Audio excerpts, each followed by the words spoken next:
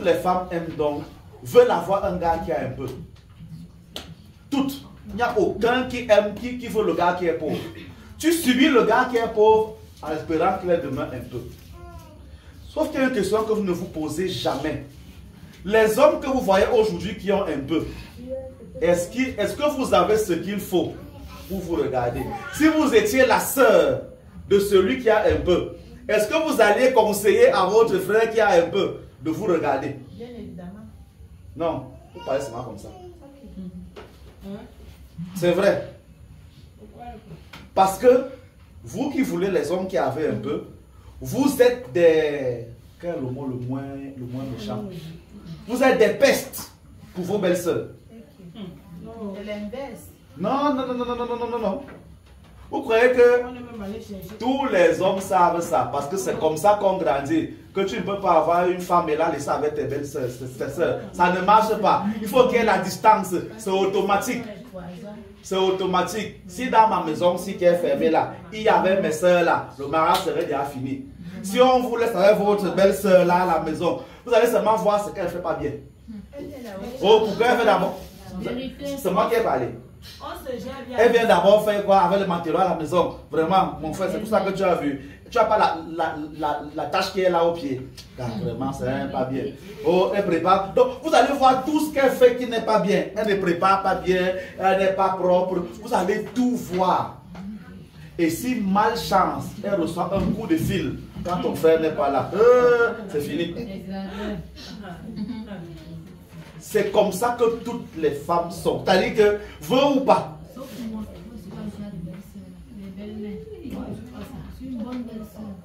Les seuls qui parlent comme ça n'ont jamais habité avec leur belle-sœur. Laissez par là que vous êtes là. Ouais, laissez l'autre là que vous racontez. Ouais, c'est comme ça. Je n'ai pas dit que parce que vous êtes mauvaise. C'est naturel. Oui, c'est naturel. Vous êtes comme ça. Vous êtes comme ça. Le jour où elle va laver ses sous-vêtements, qu'elle va sécher dehors, si ça c'est un peu noir là, elle va boire la tasse. Justement, ta belle, vous voyez donc. Justement, inversons les rôles. Vous pouvez supporter que tu arrives chez ton gars. C'est ta belle secrétaire de te laver.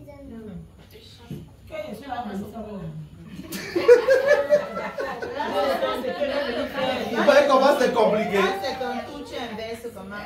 Voilà. Tu vas lui dire d'aller se laver. Mais est-ce que tu vas accepter? Mets-toi. Son grand frère. Ah, tu vois alors.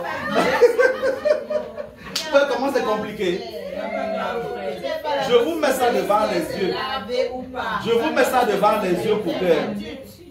Je vous mets ça devant les yeux pour que vous compreniez comment la réalité se passe. N'est-ce pas? Le monde est malheureusement ainsi fait. Hey, mais ma belle-sœur et ma soeur, c'est moi qui parle. Donc, le monde est ainsi fait. Ça veut dire que vous devez comprendre comment le monde est. C'est tout. Pose-toi la question, qu'est-ce que l'homme qui a l'argent va aimer sur moi? Voilà la question. Voilà, c'est ça la bonne question. Quand il va entrer dans ma vie, il va aimer quoi? C'est comme ça qu'on réfléchit quand on veut le mariage. Tous les célibataires ont la même parole. Il faut m'aimer tel que je suis. Merci pour la fin de la phrase. Avec mon bon côté, avec mes mauvais côtés. Voilà la phase de tous les célibataires. La personne qui se marie change tous les jours. Tous les jours. Ton mari t'a connu avec les petits cheveux. C'est le même qui, lorsque sa mère va lui dire que, Zizi, qui va te dire que, c'est quoi la coiffure ici? Tu vas lui dire que, ma belle-mère ne m'aime pas pourquoi? Oh, qu'est-ce que j'ai fait? Seigneur, délivre-moi ma belle-mère. Non. Mais elle a longs cheveux. C'est tout. Je prends aussi le cas des belles-mères là exprès. Exprès. Parce que toutes les femmes où le foyer est difficile ont les problèmes avec leur belle-mère. La belle-mère est toujours sorcière. Toujours. Bon, c'est vrai qu'il y a quand même des belles-mères qui dérangent quand même. Ça, il faut quand même l'accepter. Je connais une belle-mère. Je connais une belle-mère quelque part dans ce pays-ci qui allait souvent regarder dans la chambre de son garçon s'il dorme bien avec sa go. Et vient, elle guette. Est-ce qu'il dort bien? Voilà. Un jour, la fille lui a demandé que le jour où tu as me trouvé en haut, tu vas dire quoi? Mais je vous dis pas ce qu'elle a répondu. Et elle disait dans la maison là que personne ne dort avec la porte fermée. Dans ma maison. Donc il y en a, il y a quand même des belles-mères qui sont un genre. Donc il y en a quand même, voilà. Mais dans l'écrasante majorité, les belles filles accusent les belles-mères de sorcières. Toujours comme ça. C'est comme ça. Non, il y a quelques rares exceptions. Et vous verrez comment ça vous rattrape souvent. Tu as ton garçon, non? Tu as ta fille, non? Que tu vois seulement une fille approcher mal de ton garçon. C'est toi, tu pas dit à la fille là que si elle te voit encore passer.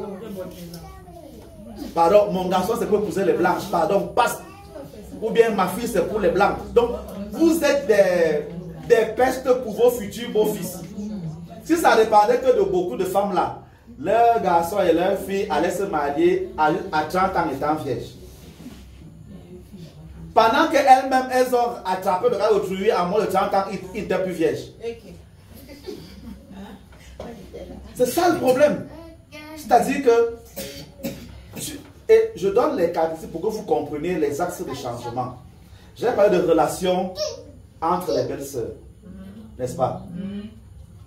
En temps normal, une femme qui connaît, pour que tu ne sais pas, une femme qui connaît ne va jamais habiter avec ses belles-sœurs. Ça ne se fait pas. Ça ne finit jamais bien. Je connais une famille où la fille était en paix avec ses belles-sœurs. Maintenant, quand la belle-sœur lui dit que allons en boîte, elle n'a pas trouvé un autre gars là-bas.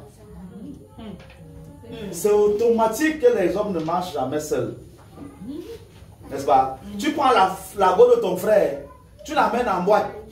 Comme toi, tu as un autre gars que le gars officiel que ta belle-sœur connaît. Tu dis, bon, pourquoi tu ne t'ennuies pas pendant que je vais travailler? Tu vois un peu, non? N'est-ce pas? Et c'est encore toi qui vas aller dire à ton frère que vraiment la fille, elle ne vaut rien. Elle n'est pas sérieuse. C'est comme ça. Tu fais pas d'abord pour ne pas partir. Donc la sœur de ton gars te dit sors, viens, tu ne pars pas.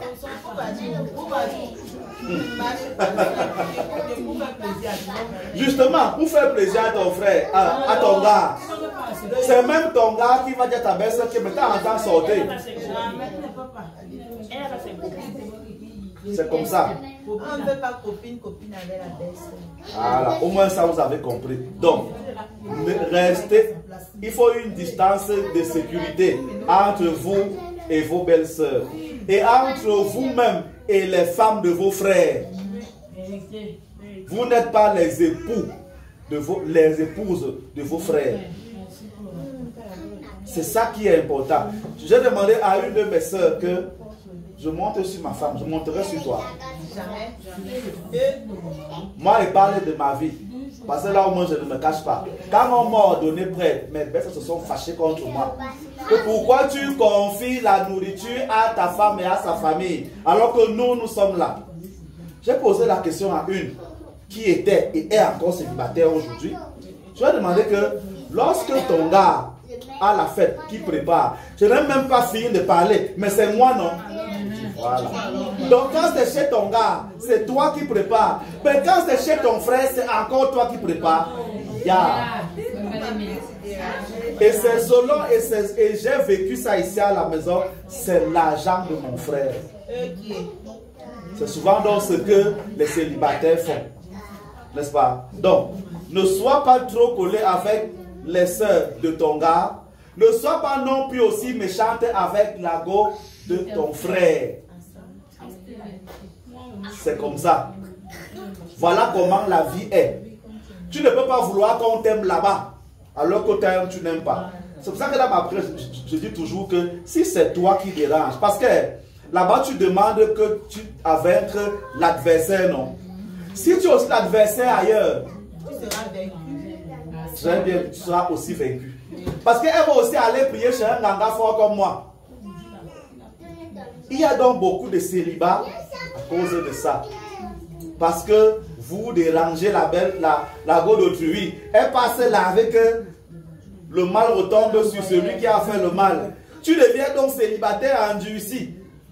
Parce que là-bas aussi, on va donc aussi te chasser. Première chose pour finir avec les belles sœurs. Maintenant, avec les belles mères. Quand est-ce que les femmes vont comprendre que l'homme aime tellement sa mère qu'il ne va jamais contre la parole de sa mère? Jamais. Bon, ça arrive par accident. Il faut quand même dire, il y a quand même des exceptions. Lorsque une mère vient dire à son fils que si je cherche ma fille, ce n'est plus toi.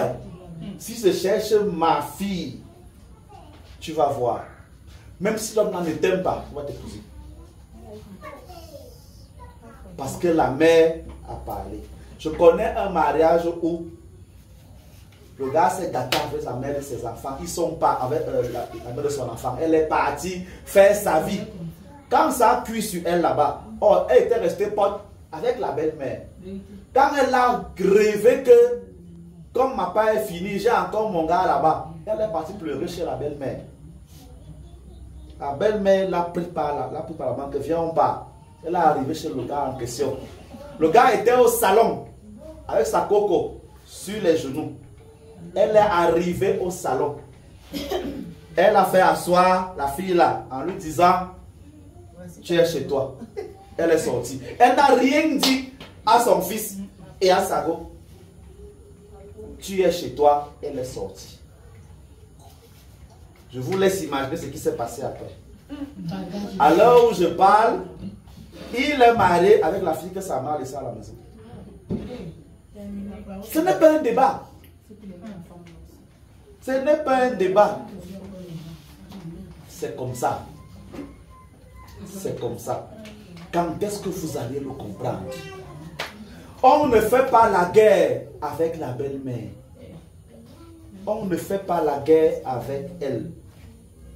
On n'incite même pas l'homme à faire la guerre avec sa belle-mère. Avec sa mère. Parce qu'il y a toujours le retour. Tu as un enfant, non? Tu as un garçon, non? Tu vas faire comment avec ta belle-fille?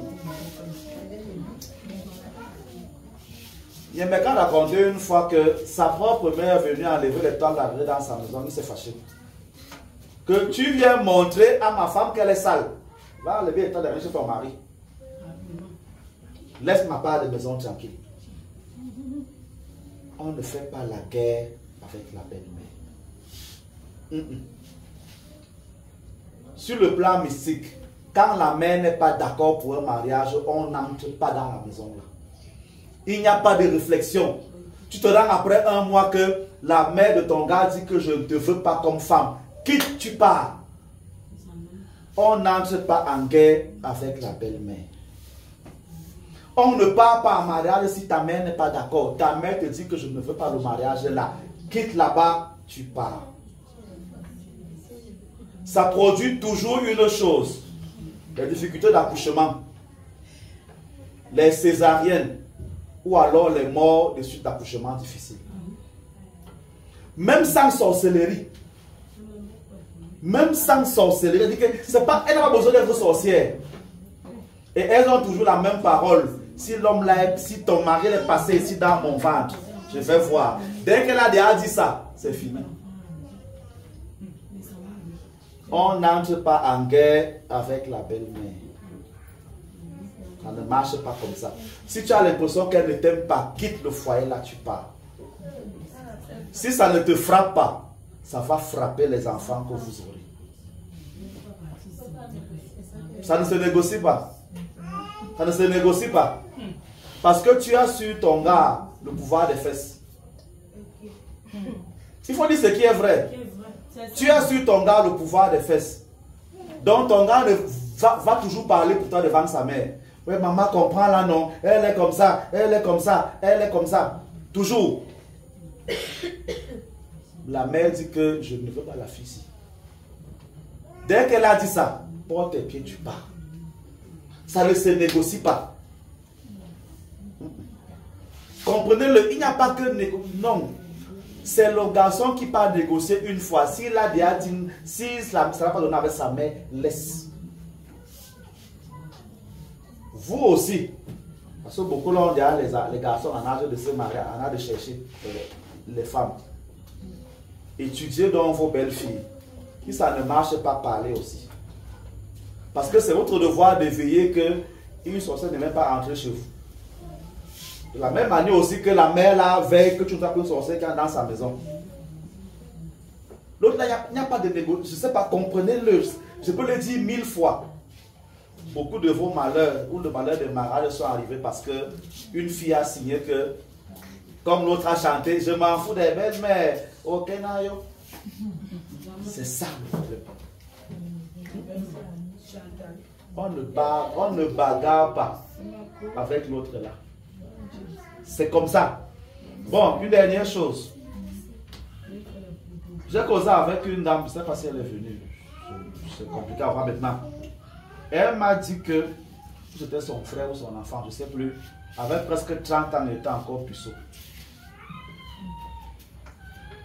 Je vous assure que c'est la porte à la sorcellerie. J'ai suivi une émission aujourd'hui là. Oh, est-ce qu'on peut encore se marier étant vierge?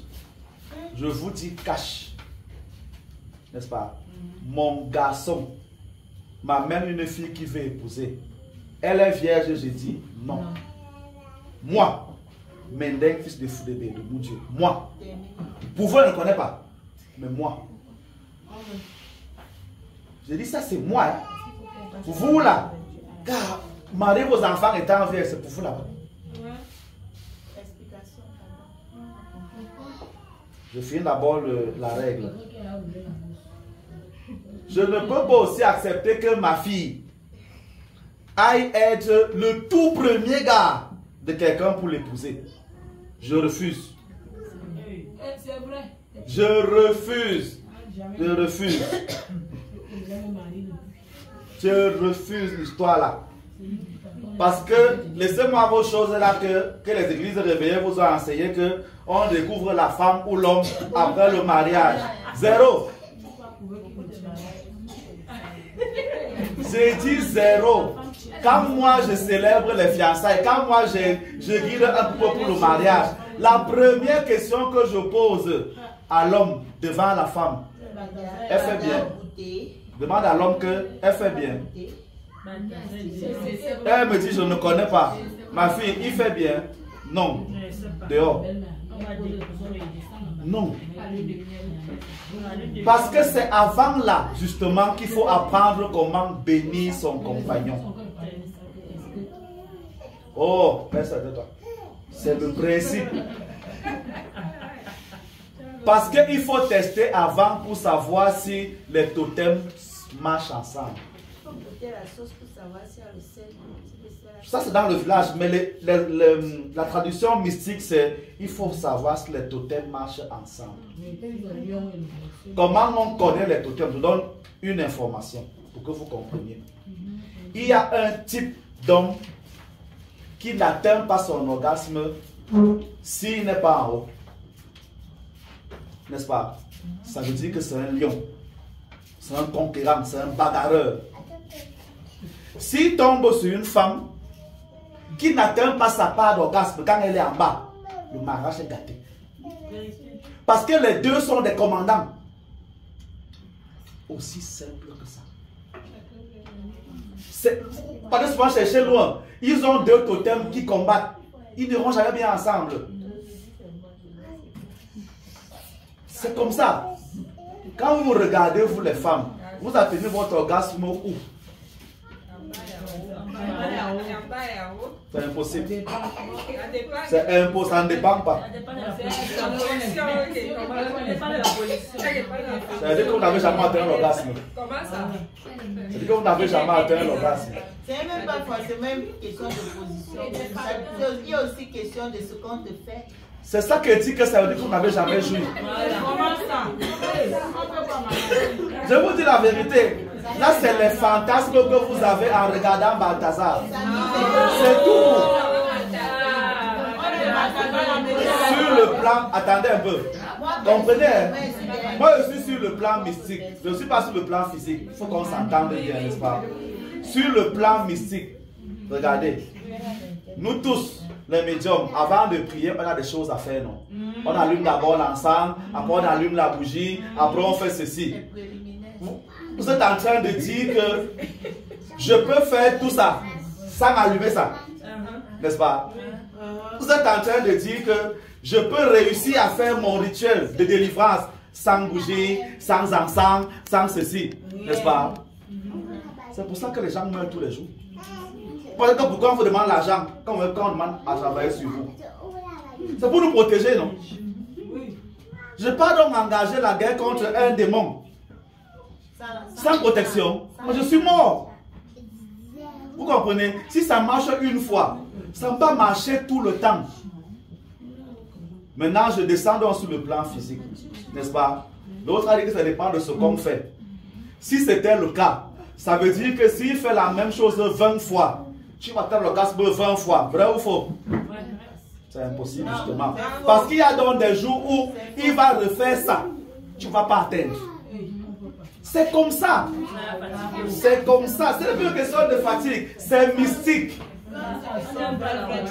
C'est mystique. Voilà, vous avez bien parlé. La routine, on n'aime pas. Ça veut dire qu'il doit changer. Il a fait comme ça aujourd'hui. Il doit changer. Or, n'est-ce pas? Tout changement a toujours une base. N'est-ce pas? La base, c'est que je suis plus à l'aise quand je suis soit en bas, soit en haut. Ma position préférée. Il y a toujours, faites ce que vous voulez, expérimentez tout ce que vous voulez. Regardez la preuve, l'une des preuves encore de ce que je dis. Toutes les femmes, vous avez eu beaucoup d'hommes dans vos vies. L'homme que vous allez forcément dire qu'il a été le meilleur pour vous amener au ciel n'est pas forcément l'homme qui a le plus gros coup de rein. Ça, c'est clair. En général, c'est l'homme qui vous laisse faire ce que vous voulez. C'est ça le principe. Et c'est ça donc le totem. C'est ça le totem.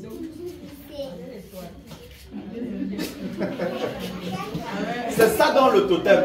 Il y a donc certains hommes qui ne vont jamais et au grand jamais accepter que les femmes montent sur lui. Jamais. Il va vous donner toutes les raisons du monde que la femme ne monte pas sur moi.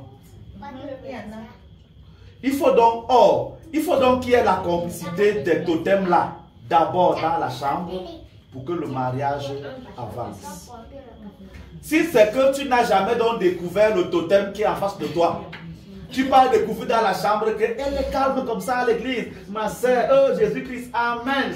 Mais dans la chambre, c'est une lionne. Que quand vous êtes là-bas, elle attache ses mains, tu vois comment elle attache d'abord. Tu comprends que le combat qu'il va engager là, elle dit qu'elle attache d'abord, elle attache quand elle scelle ça là. Oh, quand elle descend sur toi là, tu dis que hey, ça c'est quoi encore seulement? Si tu vas découvrir ça après le mariage, tu vas pleurer. Si c'est que tu as fait à une nymphomane, si c'est que tu es nymphomane. C'est quoi nymphomane? Insatiable. Ton gars va donc faire comment? Ce sont les nymphomanes qui demandent les 4, les 5, les 6 coups. Oui. Voilà. Si c'est que tu es une femme fontaine et que ton gars n'aime pas les femmes fontaines, comment tu vas savoir? L'autre ne l'explique pas. Le coup est bon. Donc vous devez savoir. Si donc mon jeune garçon qui ne connaît encore rien, pas de tomber sur une jeune pareille, car c'est fini pour lui.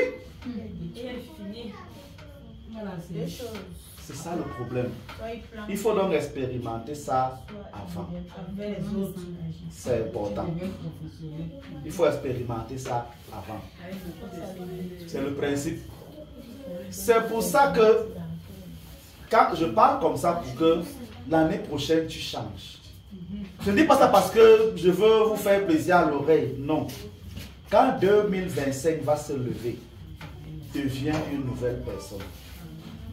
Si c'est que tu es de nature nymphomane, ce n'est pas un défaut, ce n'est pas une malédiction, c'est une nature. Comme il y en a qui mangent beaucoup, il y en a qui mangent un peu. Donc, si c'est que toi, tu ne t'engages pas pour moins d'1 heure de temps, pas de problème. Alors, tu as besoin d'un gars comme Balthazar, tu vas le trouver aussi. Et vous serez bien ensemble. Ne pas te marier avec un gars qui a 10 minutes a déjà fait son fort. Ça n'a pas fini. Non. Tu seras triste, même s'il a beaucoup d'argent que tu veux. C'est ça le problème. Tu vas le sortir avec son jardinier et il va te tuer. C'est ça le problème. Donc, une fois que tu as compris qui tu es, je repose la question du départ. Qu'est-ce que l'homme qui a l'argent va aimer sur toi? C'est ça le problème. Tu as besoin, tu te dis que les hommes qui ont l'argent aiment les femmes bien coiffées, alors coiffe-toi bien. Tu te dis qu'il aime les femmes qui ont les formes. Est-ce que tu as les formes là? Est-ce que tu sais les mettre en valeur? Est-ce que tu sais préparer? Ou bien tu vas toujours amener ton gars dans les restaurants? C'est tout ça que tu dois améliorer. Voilà donc comment une femme qui veut le mariage réfléchit. Quand elle réfléchit comme ça, donc, mes prières vont faire que elle avance. C'est comme ça. Donc, je ne peux pas savoir quel est le défaut ou la qualité de chacune d'entre vous. C'est impossible à savoir. Mais au moins, pendant que j'ai parlé, j'ai fait l'effort de balayer beaucoup de problèmes. Pour que tu te retrouves que bon, je sens quand même que je dois changer ici, je dois changer ici, je dois... Voilà, maintenant on peut développer dans tous les domaines, hein, on peut, mais bon, c'est impossible. Mon but est donc que moi, je veux célébrer le mariage en 2025. C'est ça que moi je veux. Donc je parle comme ça pour que quand tu rentres ce soir après le bain, tu dis bon, j'arrête de penser comme ça, je fais d'abord comme ça, je fais comme ça là. Dès que vous allez vous reconfigurer comme ça là, n'est-ce pas? Si tu sais que tu as la malbouche, parce qu'on se connaît entre nous. Tous nos corps. Moi, quand je veux engueuler ma femme ici à la maison, je sais quelle est belle sera appelée. Moi, je parle beaucoup devant les caméras. À la maison, je ne parle pas beaucoup. Si elle veut parler beaucoup à ma femme, je sais qui appeler. Mais elle ne peut pas dire son nom maintenant. Elle va dire qu'elle a cette histoire. Donc, il y a les gens que j'appelle pardon, viens à la maison. Ils vont tourner, boum, c'est bon. Si tu sais que tu as une mauvaise bouche, arrange ta bouche. Tous les hommes du monde aiment bien quand ça se passe bien dans la chambre. Apprends. Apprends. Ça s'apprend. Il faut apprendre. Il ne faut pas que comme quelqu'un a dit une fois à la télé que non, vraiment, non, c'était un pasteur qui disait ça. Non, Dieu a créé seulement la position du missionnaire. Vraiment, alors cela, c'est démoniaque. C'est ça que un pasteur a dit. Le jour là, celui qui commentait la vidéo a dit que parce que ce n'est pas marié, je suis sûr. C'est ça le problème. Donc, apprenez. Développez-vous. Voilà. Il y a une qualité encore qu'on peut évoquer. Bon, peut-être les autres fois, on en parlera pour ne pas tenir trop longtemps. Donc, vraiment, changez. Je vous ai déjà béni que vous ayez les marques. Que vous soyez. Qu'on vous drague d'abord. Ça commence par là. Maintenant, quand on vous aura dragué, que quand l'homme là, si c'est que tu te laves chaque dimanche avec le lait, le miel, le sucre et le riz, comme j'ai dit, alors l'homme là, quand il va goûter ça, il va dire mince. Je ne parle plus. Je meurs que ici là. C'est donc ça que mes traitements vont vous apporter. Vous comprenez? Tu as le bon comportement. Mes conseils te font donc avoir l'homme. N'est-ce pas? Je n'ai pas eu besoin de 1 an pour épouser ma femme. Donc, je sais que c'est possible qu'un homme te voie et t'épouse en moins d'1 an. C'est possible. Voilà. Donc, si vous ne croyez pas, tant pis. Ça veut dire que vous allez faire les fiançailles de 15 ans. Tu pars en stage de mariage de 15 ans. Tu fais d'abord 5 enfants. Quand tes seins sont déjà tombés, c'est là que tu vois une tisa qui sort, tout le on part l'épouser. Et tu commences à pleurer. N'est-ce pas? C'est possible que tout se joue en 2025. En tout cas, ça, c'est mon pari.